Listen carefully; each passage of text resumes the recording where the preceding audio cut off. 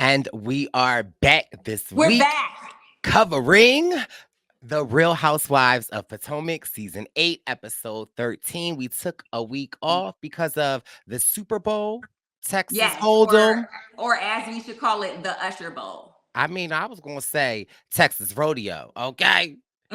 16 Mhm. carriages. Okay. All right. She did that. She did She, that. she Mother ate, and so while the Usher Bowl, while Texas Hold'em was popping, we are back this week giving you your Real Housewives of Potomac. Before we dive in to this week's episode, because sharing is caring, how are you feeling today? Oh, well, today I am making it work today. That is really the theme. I'm not feeling so great, but you know what? Heart hands, we're gonna make it through.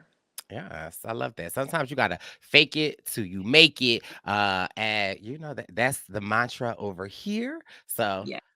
glad that you are here. We appreciate you over here at the Purple Pants Podcast for being so consistent. It's our 13th episode of this season. So yeah, listen, Shout let's out. get Thank you to everybody who's listening. We appreciate all your comments, even when they're wrong. But keep it coming. It's got to be two sides. yes. So this episode kicks off Mia not in the house, but in the penthouse apartment. Her and Gordon. Gordon is getting ready for field day, and Mia is recapping the Happy Eddie event. She seems to leave out some key details of. Just a little bit. Almost, she almost got it like perfectly because, of course, Mia is known for recapping facts and stating things just as she heard them. So, of course, she almost gets it right here. Almost. And so she just tells Gordon about the event and her getting into it with the Grand Dame, as Right. we know now. But leaves out the part about potentially effing The rapper. the Right. rapper that Right. allegedly her and Gordon hang out together. Nevertheless, Ashley stops by, and again, Mia is on her Barbara Walters this season. She's asking the questions, getting to know. She shares with Ashley that her and Gordon on their last date night or date afternoon, because they don't got a nanny, so it's date Day dates. afternoon, Day dates. day dates. She was sharing that Gordon proposed to Mia that if they were ever to break up, that it would more be a situational ship. They'll have to work out something, an arrangement. So she asked the ultimate situationship holder, Ashley, she was like, well, how, I feel like what they didn't show was Ashley explaining her situationship and telling Mia, this is what you should ask for, girl, in a situationship. But she does say, oh, yeah, I'm going to divorce them. My birthday is coming up. And, by the end of the year. And I don't think we saw that at the end of the year. Did you? My internets, because I'll be keeping my ears to the streets. We do know that Michael Darby's lawsuit with Candace was thrown out. I didn't Right. see an But official I didn't. divorce. I didn't see any other court action, and we be on Darby watch. So I mean, we would have known, I think. But it's good to see that she has plans. Maybe we'll see them soon. But yeah, they're just two girls chatting about their situationships with their husbands. Yeah. Ashley says she remembers being picked up in the second grade, her grandmom coming to get her and watching her mom move out of a home. And so that's that's traumatizing. So there's a piece of me that understands, Ashley, right? Like, you trying to provide for your kids by any means, and you're not trying to like keep this generational trauma going. So I can understand it a little.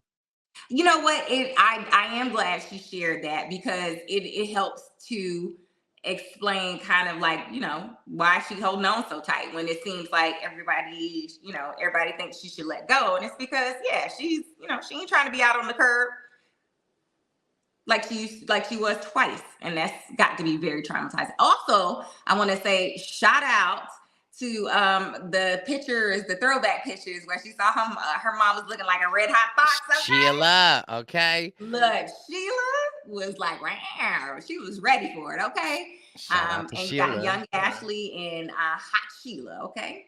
Yes. And then we take it on to the meeting. We have been praying to the sanctuaries, not the Right, the sanct, shrines. We've the been picking shrines names to to the shrines for this meeting. Nneka Um, and Wendy meet. How do you think their meeting goes? Wendy had on a very cute outfit. She did.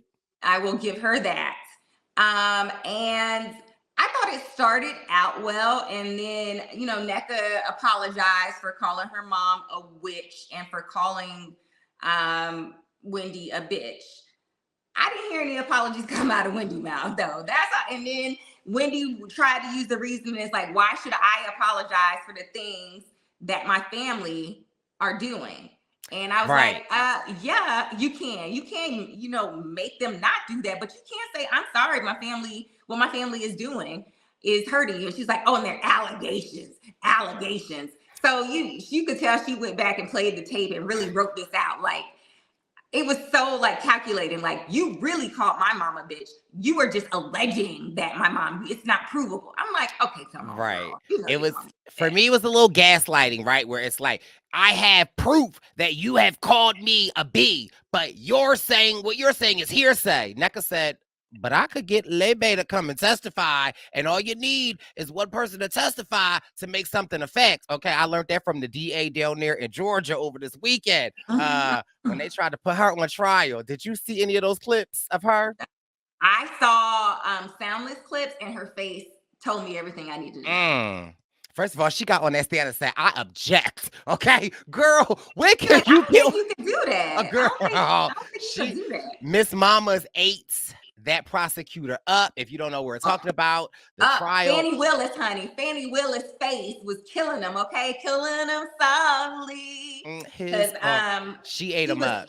she was having none of that. She was like, I've what's this got to do with it? Nothing. Next. I've So never seen a witness get on the stand and demand documents. Okay, like I'm gonna have to send you some stuff because she was eating it up. So yeah, Nneka and Wendy, they don't really come to a resolve. They agree that they can coexist, but it seems that Wendy kind of really went there with an agenda and was like, girl, I'm not really giving you nothing. We gonna meet. You gonna apologize for calling my mom this and that's it. I feel like when she could have apologized for calling her a crackhead, for saying right, she smoked not crack. smoking crack. Whitney told us we don't smoke crack. Crack is whack. Okay, so It's I just don't cheap. understand. She was trying to dominate that girl, and it made her look mean. And yeah, whatever. I hope It, we never have to hear this story again. it kind of the way that Wendy. Now again, I'm with Wendy. Anybody come from my mom? Okay, you're gonna have to. We're gonna have you gonna have to make it right. But Mm-hmm. I do feel like it was very technical and very convenient. I felt like it was contrived. She had her points, like she had talking points, and it wasn't in a good way. It just made her look conniving, like she planned all this from the start. So it wasn't a good look for her.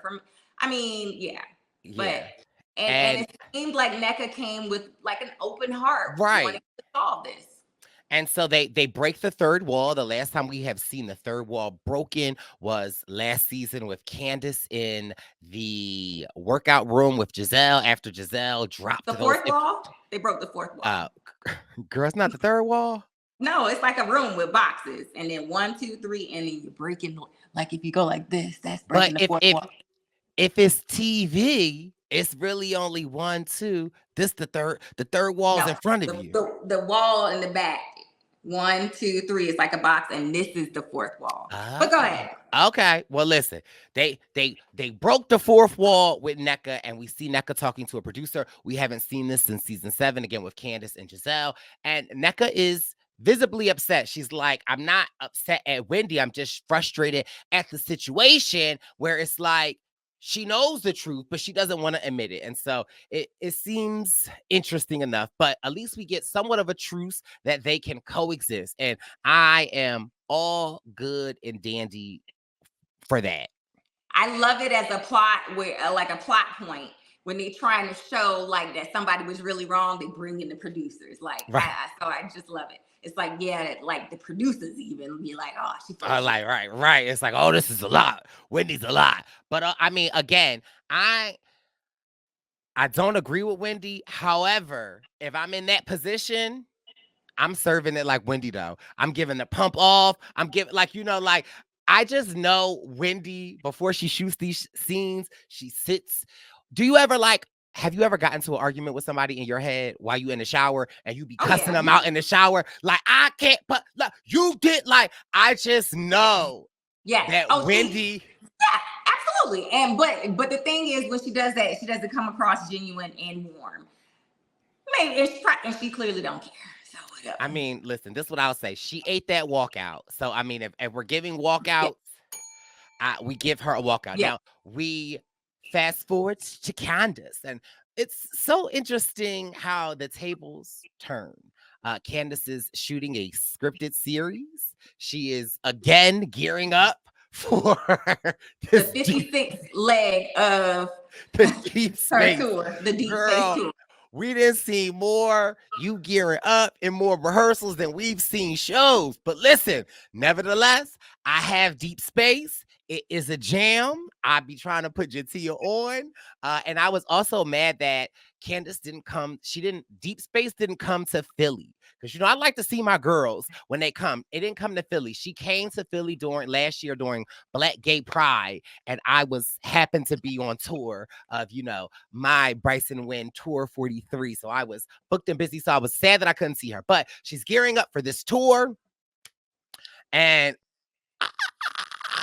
I don't know how I feel about how she came for Chris. Now, I hate to love Chris, but I do enjoy Chris. I like And her. I feel like when we met Chris, he had an established career. Then with the Housewives, then he had to get a new job. Then he was the manager at TJI Fridays on the rooftop. And then Candace had a problem with his hour. Not the TGI Friday. I like Chris. He had his restaurant, and I think that's just a kind of very fickle business. So I'm not gonna say that, but I like Chris. I thought he was very grounding for her. Absolutely. And now, she says he works from home and he is a Content creator. content creator on the YouTube. And mind you, I do follow him on TikTok and I have made a couple of his recipes. And There you I go. don't, So shout out to him. Clearly he's doing something right. If you make okay, and listen, I don't like to weight shame because, I'm a little chunky over here, but it do look like Chris has been enjoying his creations. yes. And so it's just very interesting because we rewind a year ago where Candace had the problem with him working, and now he is essentially saying, like, I want you home. Like, I miss time with you. Then they go into, like, we got these babies on ice. Like, are we having kids or not? And then Candace brings up her issue about the mass that they found in her breast. She's worried about the hormones that she would have to take, whether it would expand it. She then brings a letter to Chris, basically saying that the doctor said that it's not breast cancer, but they need to continue to follow up. Your thoughts now. Before I let you have your thoughts, because about you, I feel like I be speaking for you sometimes. But I, again, being your friend and going through this experience with you, I just feel like I'm with Candace on this, right? Like Candace has something in her body. The doctors are saying, okay. But she like, I don't want to be fine with just okay. Breast cancer runs in my family. Like, let's be a little bit more proactive. You tell me your So thoughts. she said it was an enlarged lymph node. I would, you need your lymph nodes. So I would follow up with the doctor. I was like, when she said it, I was like, no, don't lose your lymph nodes. Because though they basically clean out your white blood cells and their lymphatic drainage. So you don't want to lose the lymph node. You need your lymph node system. I've lost some lymph nodes and I want my back. So I don't know if she donating that one. That's a joke. You can't take somebody else's lymph nodes. But I thought she should definitely follow up with it. But she should listen to the doctors. But hey, girl, go make you another doctor appointment. If you want a second opinion, get you second, third, fourth, whatever opinions you want. And I do think you should stay on top of it. I do love how, although Chris and Candace are arguing about she's gone, I love that instantaneously when it comes to health. I love how Chris gets serious, supportive. I felt like he was listening, like, I like Chris. Like, I've always liked Chris. I just, haven't liked the situation that he's been in, but I've always liked me some Chris.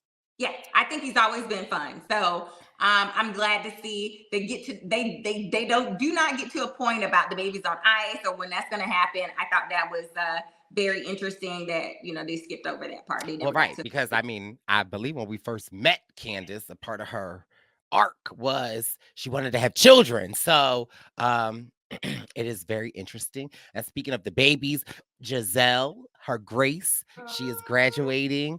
And I never realized that Giselle's twins were only a year younger than Grace. And so it is, yeah, because she basically in this scene, she was like, next year I'm gonna have to go through this all again. I didn't know, Pastor Brian and Giselle was not. I thought they were 2 years apart. Because you can be 2 years apart and because the school years. Regardless, they're gonna be graduating next year. Yes. So yes. It's just like seeing Grace got me a little emotional, which even more got me emotional was seeing, first of all, this is the first time we got to see Giselle's mom, Joanne. No, we've seen her before. When have we met Giselle's mom? When they all went down to New Orleans. No, only Giselle's dad came out. You're thinking of Robin's mom. Okay, maybe they do look similar. It was sad for me because watching this, I know that this is probably one of the last times that Giselle's father filmed because her father passed after wrapping this season. So I know that had to have been hard for Giselle. But again, I loved seeing her dad being there, encouraging the grandkids. Now, Pastor Bryant. Yes, it was good to see him too. Kinda. I could just tell through that speech, it was given a little too long. Like, I could just tell that he was giving a eulogy, a benediction, like a sermon. He was giving a whole sermon. It wasn't just like a little blessing. It wasn't like, it's like when the preacher start blessing the food and then he get long-winded and your food gets cold and you start opening one eye and being like, oh, sir, could you please wrap it up before my whole entire plate is one temperature. Or it's that Thanksgiving that your great-great-grandma on Ernestine's side. Right. And so anyway, but it was nice to see her whole family coming together and celebrating. I love whenever Giselle talks about her girls. And then we had some nice flashbacks to when they looked like little girls. I think maybe they were like 10 and 11 and 12, something like that. So it was just nice to see the progression. I always love when seeing the progression of the housewives' children. It seems like it happens so fast though. Like, it's like, it's because you're old. So sorry. No, baby. See what happens over here, okay? It happens in real time for me, but I don't know you, Benjamin Button. I don't know what you're doing. Okay. Right. Somebody has new swag. Okay. So we ain't doing it over here. But yeah, I mean, I am getting older. But again, I just love seeing the babies. There is, in the Housewife franchise, right? I don't know why. The only kids that I am really, I wonder if you'll be able to guess, but you probably won't. But I'm going to ask you. There's only one set of children that I really feel like are my babies. And I'm wondering if you can guess. I want to say it's Teresa Judah. I know you. I know you, okay? I don't care what nobody You're a Melania stan. You like Melania. I know you do. I feel like Melania, Gia, Adriana. I don't know why I feel like they are like my little sisters. First of all, I follow all of them on Instagram. I be commenting on. I knew this was going to be the answer. Look, I be following Melania on the TikTok. I love her. I don't know why Melania came out the womb ready to be a superstar. Just saying off the wall stuff. It was Gia for me when it was like, my daddy growing up and Melania. But anyway, all right. But listen, we love the Real Housewives kids. Then here's the tradition that I don't like.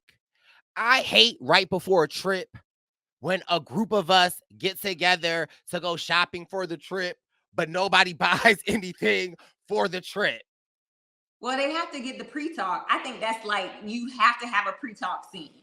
Like, what's the drama? You have to set this. It's a scene setter. It's a scene setter for the trip, right? because you don't want the first, because it's not like they can really talk at the airport because they're already all together. So you do have to have a shopping trip for the trip so that you can find out who is going to be at odds, who's running the trip, what they got planned. It's the scene setter. I mean, I get it, but like, does it have to be shopping? Like, let's play pickleback. Let's get our nails done. Pickleball? Pickleball. Sorry. Okay. It's pickleball and nickelback. I was like, I didn't know if you was talking about the band or the game, but I okay. mean, I was talking about the game with the band playing in the background. Nickelback. Okay. Got it. You know? Okay. That makes sense. Pickleback. Reasonably. So we have Robin, Nneka, and Mia. They meet up to talk about the DR. Mia is giving her rundown about Karen. She feels like Karen switches up when she's with Wendy and Candace, so she knows what to expect. Nneka explains that she met up with Wendy, but it seemed like Wendy didn't want to meet with her. Robin is like, she don't want to be your friend. And that's really it. Now, baby, now let's get to the only thing I really want to talk about. So we get to the DR. We are flying. We get into the DR. We are on the Sprinter to the DR, to the resort. This is Robin's trip. And again, say what you want. There are many of reasons why we love the Grand Dame. Okay. It's either if she's drinking, if she's shifting the wig, if she's getting Mia together, or if she is telling us an antidote. We learn. I mean, there is not anything. We learn new things about the Grand Dame each season. Now we learn that the Black Bill Gates every year goes to the DR off in them streets to play golf. Now, I'm not married. I don't have no husband, but I do know that there are places that they say, like, you shouldn't let your male partner go on vacation. I want to say one is Colombia, Brazil, and the DR. Now, I don't know what those reasons are. I think you can infer. But they always say is red flags when your partner, husband, wants to go on those trips solo dolo or with the guys. And so, being what it is, Karen says that early in their marriage, Ray was going to the DR. Now, mind you, how long? They're an institution. So Ray has institutionally been going to the DR annually. Knowledge of the DR.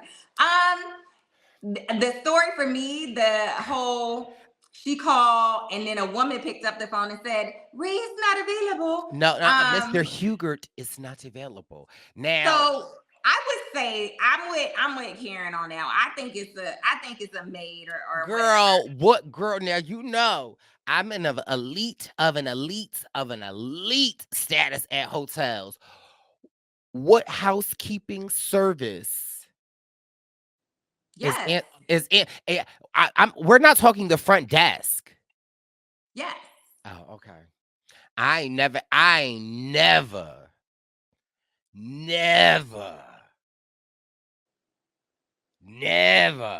And so she says all that to say, well, regardless, whatever we think. First of all, can I say, okay, so this was 27 years ago. So it's not like they had cell phones that she could leave a message, right? It was probably one phone in all of the damn villa. And so she called the one phone, right? And asked for her husband. And then there's an answer machine. They probably got the little plug-ins and be like, oh, let me connect you to the room like that, right? And so the operator. Not the plug-ins. Yeah, like, and she was like, oh, yes, I see you were connected to Mr. Huger's room. He is not available. Can I leave a message? And she probably wrote down the message on a notepad and then put it in his room. So it's probably only one phone. That's what I'm saying. Got it. Only thing that I am saying is hearing that story, one would think that we would have sympathy for the kindness of somebody's heart if someone in their DM came to Maryland and their credit card was denied and a good citizen came to put the credit card down. I thought that the best read of this whole entire episode was Candace. Like, oh, yes. asking if Juan was paying for the trip since he like to help out ladies in hotels. That was funny. Now, I had Candace, to give it to her. Candace going to eat, okay? Yes. N- So I thought the trip was off to a good thing. Also, the whole room debacle. You knew it was always going to be something about the rooms. Well, and I love that it's Robin's way to stick it to Karen, because no, not for nothing, they have done Giselle and Robin very shadily over the years. Yes. Especially, I forget who threw that trip. I don't know if it was Karen or Mia or whoever, but when they were upstairs in that house, In that little blue bedroom with the twin beds. yeah, that was a lot. Now, also, I'm just confused. Like, Kiarna. Kiarna is allegedly Wendy's friend, but knows Giselle. First of all, I'm confused as to why is Kiarna on this trip and Shasha is not. Robin invited Kiarna. Why would probably to do people hair? Oh, that was rude. That was Where rude, is Shasha? I need Shasha on this trip. I think Shasha was overruled. So I thought it was interesting that Wendy didn't want to stay with her. That none of the housewives wanted to stay with her. That I thought that was kind of crazy. Especially but I guess Wendy and old girl got to scheme and plot and decide what they're gonna do. So I don't understand. Like if she's nobody's homegirl that they're vouching for, why is she there and she getting a room alone? Well, I think because the way that it broke down, because Karen, they gave the solo rooms to Nneka, Giselle, and Ashley, and then there were two. And Ashley gave hers to Karen, and then Karen was like, "Oh no, I got an American Express. Then Karen, she went back into. Also, it's like, Karen, do you know how these resorts work? Girl, people be like so. Karen was like, "No, Ashley, you keep yours. They're gonna give me a room in the thing." And then all of a sudden, she says the manager says that they were being too loud, so they didn't want to give her another room. I don't believe that. I believe that production was like, well, I mean, I don't know, because you could pay for your own trip. But anyway, Ashley graciously enough then gave Karen her room. She's going to stay with Mia. Now, this is the Giselle and Karen level of shade that I like it at, right? Not too aggressive, but like it will hit a sore spot. Giselle feels some type of way because Karen said that Nneka's home is North Potomac. In North Potomac, right? Which, I mean, whatever. And, Nneka, Ike works hard to pay for that home. And Karen is currently renting. So they decided to have this ceremony to give the Grand Dame. To crown a new Grand Dame. I thought it was funny. I mean, come on, calling yourself the Grand Dame is, which old girl did make up the name. So, I mean, whatever. It was funny. It was shade. But the La Dames aren't gonna go for it. And you know how Karen, they tried to do this before though. They tried to do this with Charisse. Yes. And Karen is very protective over that title. So, but again, I love this level of shade where it's like not serious, but it's kind of funny. But you also know in the back of your mind, Karen is not going to like that. Then all of a sudden, also they had props, so props are always good. Well, I mean, not pay your taxes, free Uncle Ben. That wasn't a good one. That was not funny. So we got to be clear on the props. And of course, Candace takes offense to this and says she's not. She's had enough. She's not participating in this. I don't even see why this is a thing, but okay. Okay.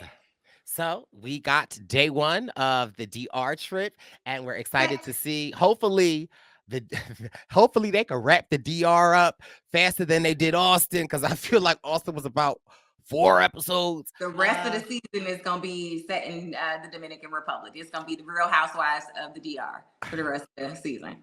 Or the aftermath from the DR. So, yeah, so basically they kick off the trip, the episode 1 of the 4 about the trip. I mean, it is, because it's going to be like getting there, 2 episodes there, and then the leaving episode. It probably is going to be 4 episodes.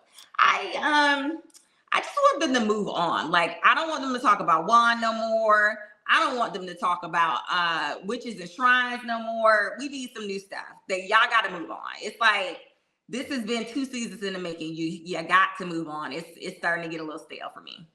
Well, listen, we move on is what we will do, and we know that at the GNA launch party, throw them bowls will get thrown. Also, in the housewife realm, we have got official reports that Portia Williams Gudaba will be returning to the Housewives of Atlanta. Uh, I'm here for that. How did you find that out?